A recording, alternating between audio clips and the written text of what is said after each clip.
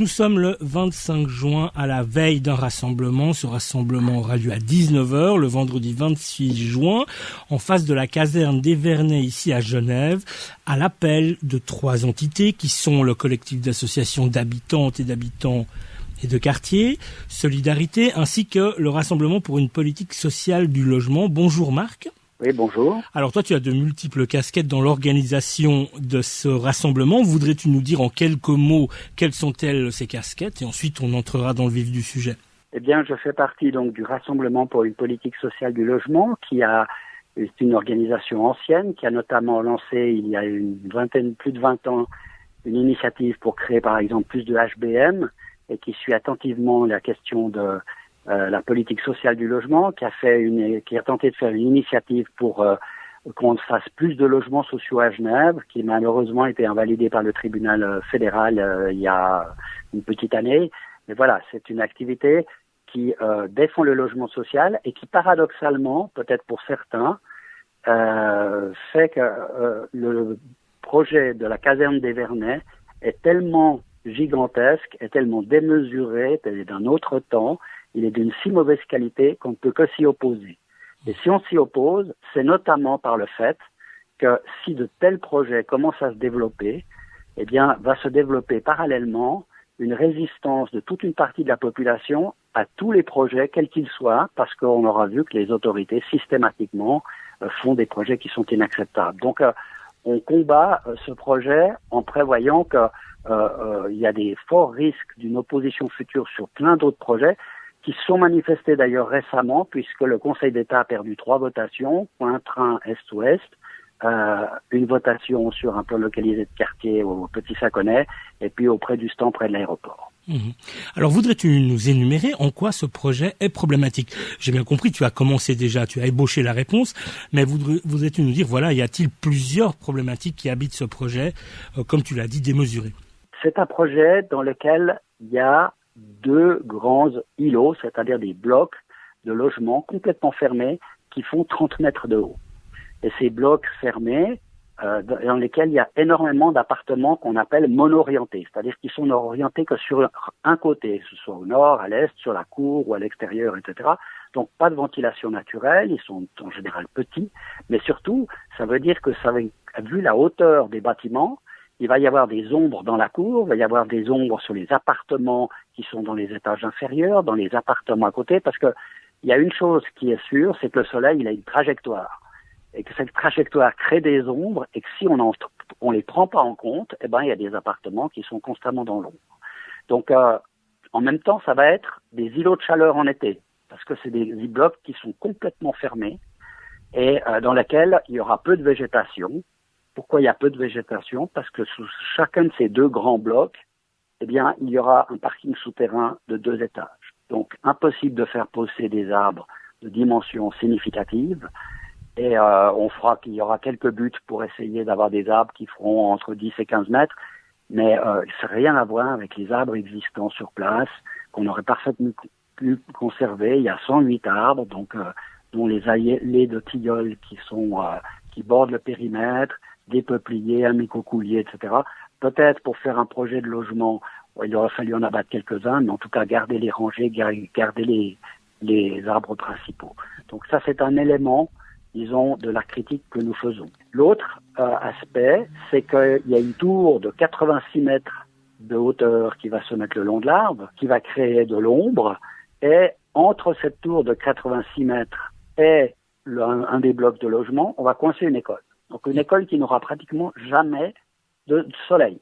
C'est une école qui sera quasiment tout le temps dans l'ombre. Et puis dernier point, il est prévu un bâtiment administratif de 11 000 m², comme s'il était nécessaire aujourd'hui de construire des surfaces commerciales qui sont déjà trop importantes dans le canton et qui en plus trouveraient un emplacement bien meilleur pour des surfaces administratives à la Traille ailleurs, là où les conditions d'habitat sont pas bonnes, alors que là, les conditions d'habitat sont bonnes.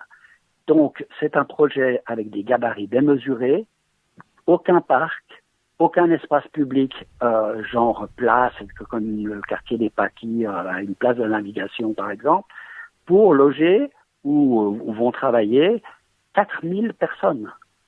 Donc, on estime que là, on fait totalement fausse route et on ne tient absolument pas compte de toute une série de critères, notamment de tous les critères bioclimatiques et d'espaces communs qui peuvent faire le lien social avec les habitants. Mmh.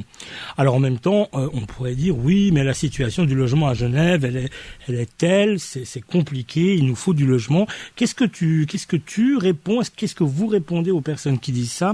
Y a-t-il des solutions alternatives auxquelles vous avez déjà pensé? Voilà. Alors, il faut quand même préciser que nous sommes partisans du fait que l'on construise des logements sur place. C'est-à-dire que nous ne disons pas, ça doit être un parc public, ou bien il faut ne rien faire, attendre, etc. On est conscient qu'il faut construire des logements et que c'est bien de construire des logements en ville. Mais il faut trouver une densité raisonnable et on a fait des petites esquisses comme ça qui montrent qu'on pourrait avoir l'équivalent, par exemple, de une fois et demie ce qui existe autour de Carouge. Je ne parle pas des gabarits, je parle du nombre d'habitants rapportés à la surface du terrain. Ça pourrait faire un projet tout à fait raisonnable qui répondrait aux critères que j'ai énoncés avant et aux critiques que j'ai énoncées avant. Maintenant, c'est vrai que on va faire pas mal de logements et dans ce projet, il n'y a pas de propriété par étage, même si par contre, il y a des loyers élevés pour notamment les appartements qui sont dans la tour. Alors, où les construire? Alors là, c'est là qu'il faut faire entrer en ligne de compte qu'il y a une disproportion flagrante aujourd'hui à Genève entre le nombre de logements qu'on construit en périphérie, par exemple aux communaux d'Andilly, au Relier ou dans d'autres périmètres, en périphérie de ville, et ce qu'on va construire en ville. Alors il ne s'agit pas de dire il faut faire partout la même densité. On est d'accord qu'en ville, ça peut être un peu plus dense que sur le plateau de Vessy et des choses comme ça, mais ces zones-là sont sous-densifiées. Alors, dans ces zones-là, on trouve des grands parcs, on trouve des bâtiments qui sont plus bas, on trouve des endroits pour se réunir, ce qui est très bien. Mais on pourrait densifier davantage dans ces zones-là pour avoir un relatif équilibre entre le centre urbain et la périphérie. Je dis un relatif équilibre parce que c'est vrai que lorsqu'on est en dehors de la ville, on peut imaginer qu'il y a des cordons boisés importants, qu'il y a des villas qu'il faut peut-être ménager, qu'il y a parfois un ou deux bâtiments historiques qu'il faut préserver, etc., etc.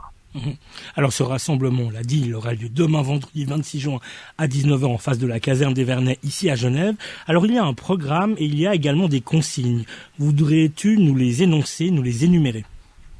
Oui, alors les consignes sont les consignes habituelles pour le Covid, c'est-à-dire qu'il faut venir avec un masque, il faut tenir une distance d'1 mètre, donc il est prévu qu'il y ait une prise de parole en face de la caserne, mais pas directement au bord de l'entrée de la caserne, parce qu'il faut savoir que la caserne est actuellement occupée par des réfugiés ou par des sans-abri qui justement vont commencer à faire une file d'attente et qu'il ne faut pas qu'il y ait...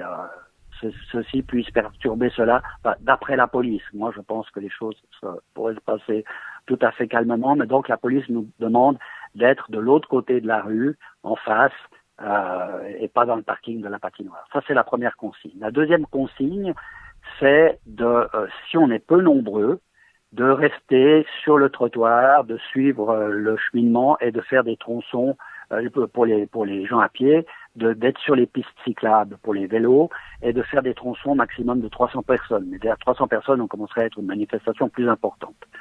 Troisième consigne, de respecter les règles de la circulation, c'est-à-dire s'arrêter au feu rouge, ne pas bloquer les TPG, et puisqu'on va faire le tour du périmètre et donc on finira de nouveau avec peut-être une prise de parole de nouveau en face de la caserne.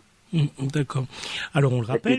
Évidemment pas de déprédation de tags et de choses comme ça, parce que sinon c'est nous qui devons après indemniser les frais que ça pourrait occasionner.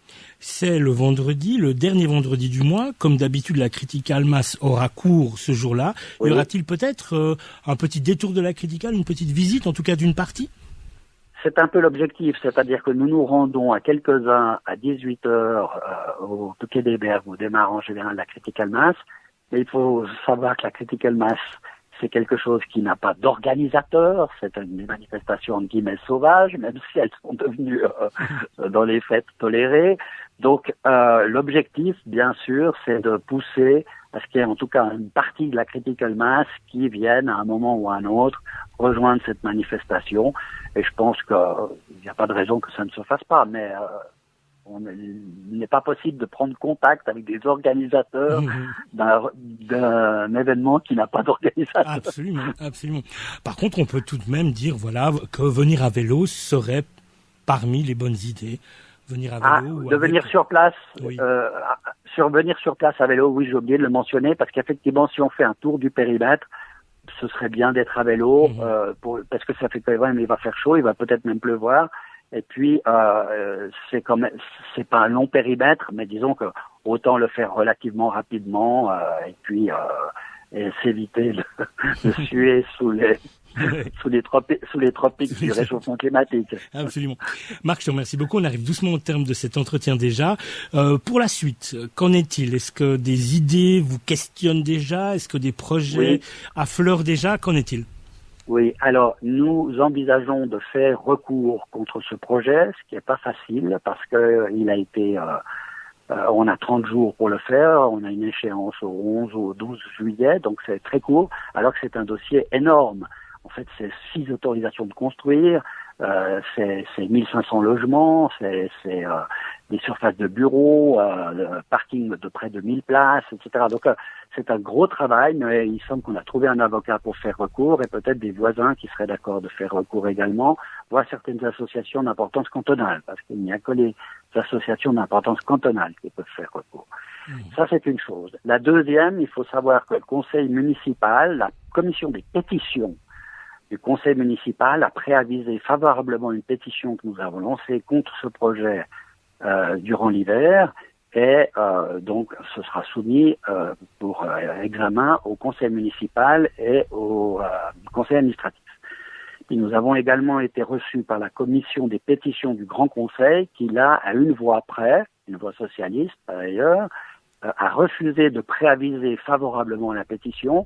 Néanmoins, il va y avoir débat au Grand Conseil puisqu'il y a un rapport de majorité et de minorité. Donc notre objectif, c'est de lancer le débat sur l'arène politique, de lancer le débat aussi à la rentrée dans la société civile, par des assises peut-être sur le saccage de Genève, parce qu'on ne peut pas dire que ce qui vient d'être fait dans la RAD, qui n'a rien à voir avec le logement social, mais c'est pas un saccage.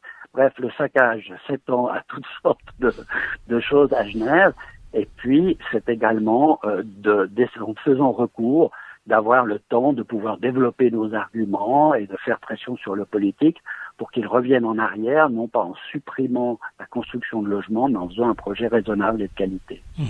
Alors, pour en finir cette fois-ci, et que cette fois-ci, je dis bien, si des personnes souhaiteraient vous accoster, s'engager, vous aider, ou tout simplement se tenir informées, comment peuvent-elles le faire? Via les réseaux sociaux, via un site internet, comment ça se passe? Alors, il faut, je crois que, là, tu me prends un peu de cours, je sais que le Rassemblement pour une politique sociale du logement a un site internet, mais je ne pense pas qu'il s'est focalisé sur cette question-là.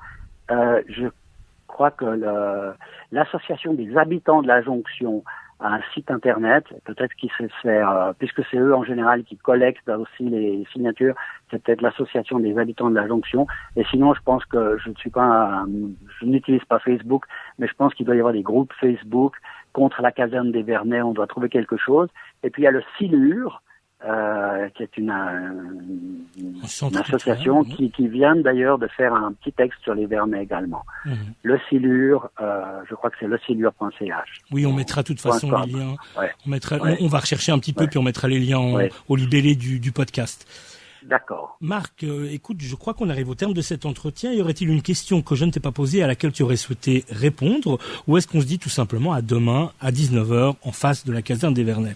Là, on peut se dire à demain parce que je crois qu'on ne va pas assommer de chiffres et de détails les personnes qui nous écoutent. Bah voilà, alors en tout cas, on invite tout le monde à s'y rendre à 19h en respectant bien les consignes de sécurité, à s'y rendre à vélo par ailleurs, ou pas, si tout d'un coup c'est pas possible, mais quoi qu'il en soit, à 19h en face de la caserne des Vernets contre ce projet démesuré et monstrueux de la caserne des Vernets. Merci beaucoup Marc. Mais je t'en prie, à bientôt. À bientôt. Attention, il y a de l'opération coup de poing dans l'air là. La contestation marche pas, on peut toujours passer aux incendies. Voilà, il y a de la grillade de bourgeois qui se prépare, faudra pas faire les étonner.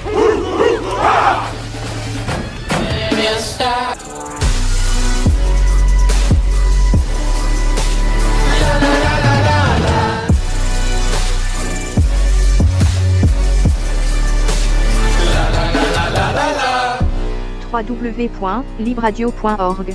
La radio toute feu toute flamme.